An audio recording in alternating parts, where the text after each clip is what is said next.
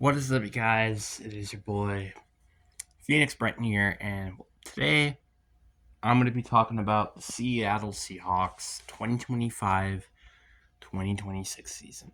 And this season went better than I could have ever imagined. And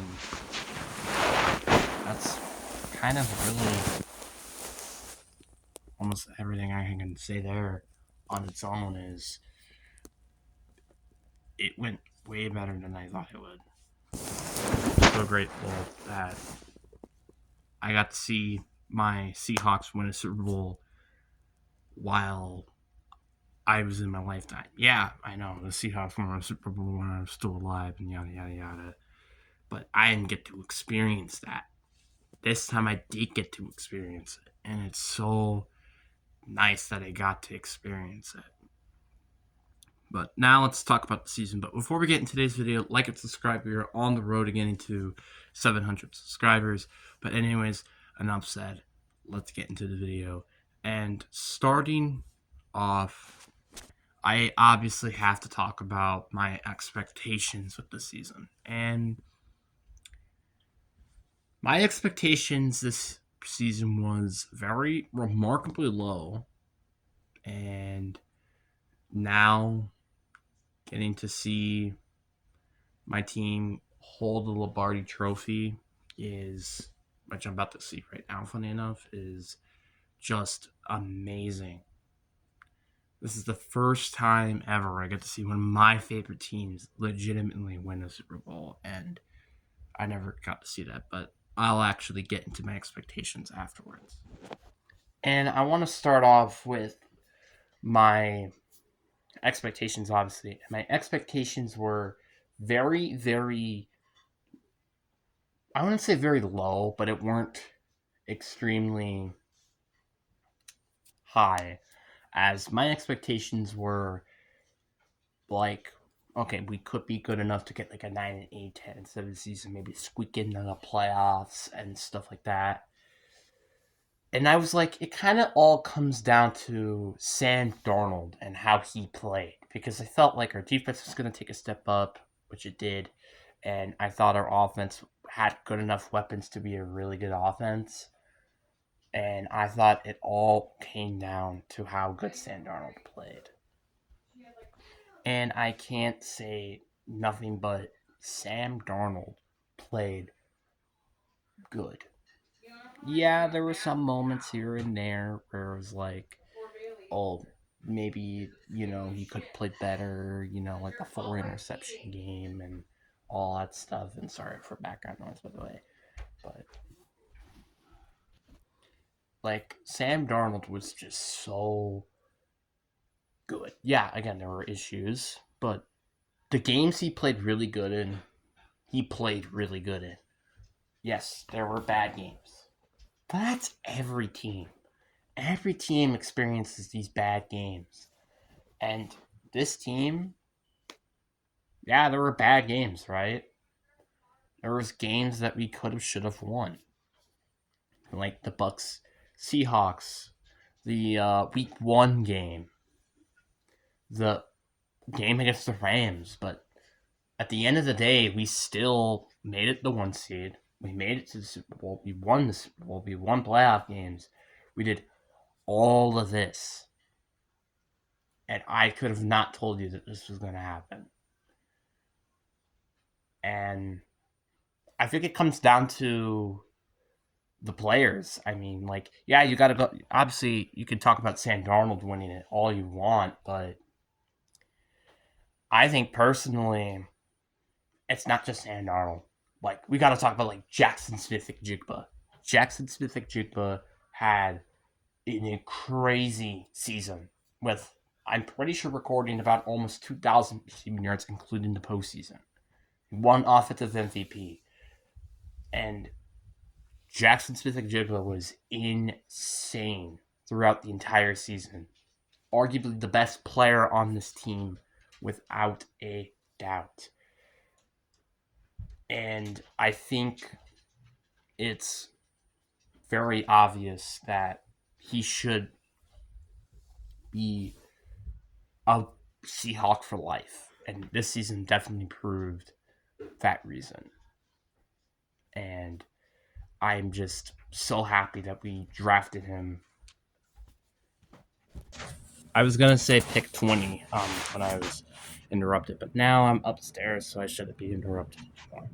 And I was actually downstairs because I wanted to double check who won Super Bowl MVP, which I guess comes up with our next point here, which is Kenneth Walker. Kenneth Walker, man, was kind of a different player this year. You know, the first 3 years, it's like, okay, he is good, but can he be something more than that? You know, heading in his contract year, there was a bit of questions of should we sign him back and stuff like that, and he proved his point of why we should bring him back. Kenneth freaking Walker played out of his mind. Like, he played really, really well during the entire playoffs, having over 100 scrimmage yards in every single game and having the most scrimmage yards in the Super Bowl. Nuts. Which is why I'm so happy that K9 won Super Bowl MVP. Now, were there other players that I wish won Super Bowl MVP? Sure. There was like players like Derek Hall that I kind of wish won Super Bowl MVP. Sam Darnold kind of for the memes. AJ Bardner, because I don't feel like a tight end has ever won that award ever. Jason Myers, kind of, because he had the most field goals made in the Super Bowl, which I'll talk about him in a little bit, but I will not complain that Kenneth Walker got this because he genuinely deserved it. As when Zach Charbonnet went down with his season-ending injury, I was kind of concerned. Like, will this run game be good? And K9, he definitely kept it being good, which obviously George Alani did have some help. Zach Charbonnet had a pretty solid season before he ended up getting injured. There's not a lot I want to talk about him because he didn't have much playoffs stuff during his time, but George Alani, such a great guy to step back up and stuff like that. And then I want to talk about AJ Bardner as well, who's kind of been a player who kind of like every now and then is a very good player. And I also want to talk about the offensive line. What a huge turnaround from the offensive line. Every single time I watched my Seahawks played, this offensive line looked way better. Yes, there were blitzing issues, and sometimes the offensive line looked like a piece of hunk of crap. And Anthony Bradford is Anthony Bradford, who is just a liability at best at the offensive line. But this offensive line looked so much better than it's been over the past, honestly, decade or more. And I'm just so grateful that we finally have a legitimate offensive line. This is one of the biggest problems in the Russell Wilson era, for example.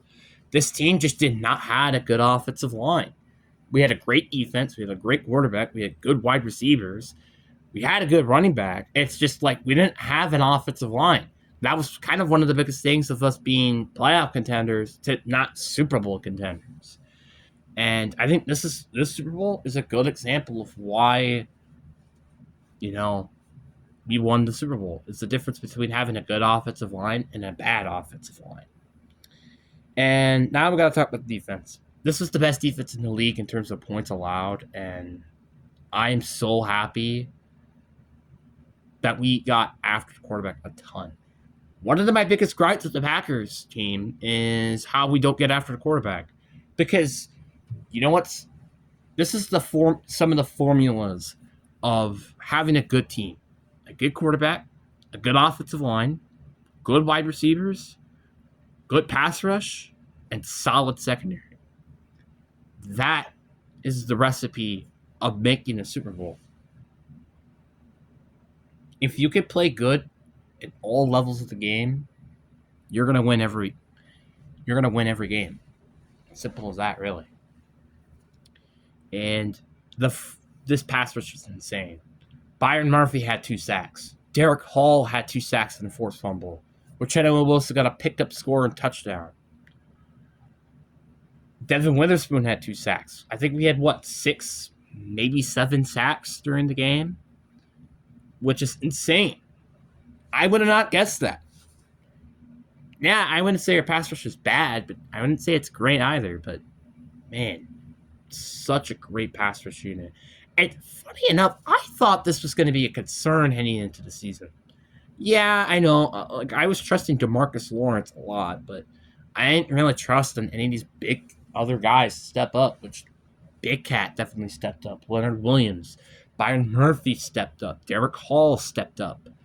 You had so many of these other players stepping up, and Ernest Jones was also just a great player as well, consistently playing really well on the Seahawks team for the past 2 years.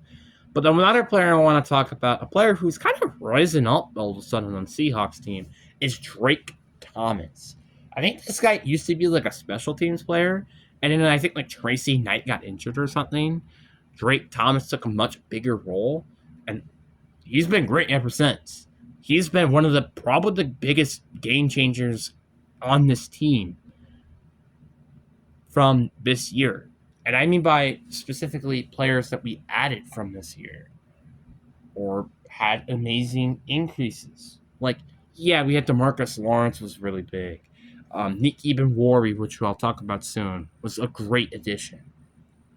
But still, great. And then we have our secondary, which I'm going to leave one guy out for now because I'm going to be talking about that with the offseason. But let's start off with Josh Jobe.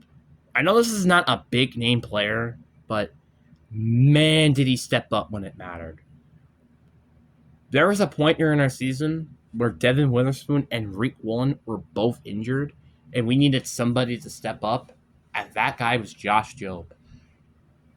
Josh Jobe, like I remember watching from my Seahawks podcast that I like watching from Seahawks News Chat Sports, they were saying he's more of a depth piece. This guy is not like your CB3.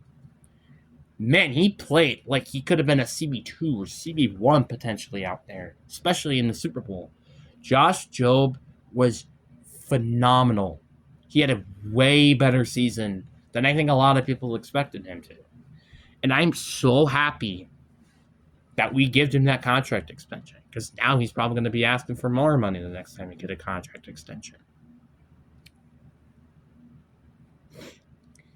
And Devin Witherspoon played insane as well when he was healthy.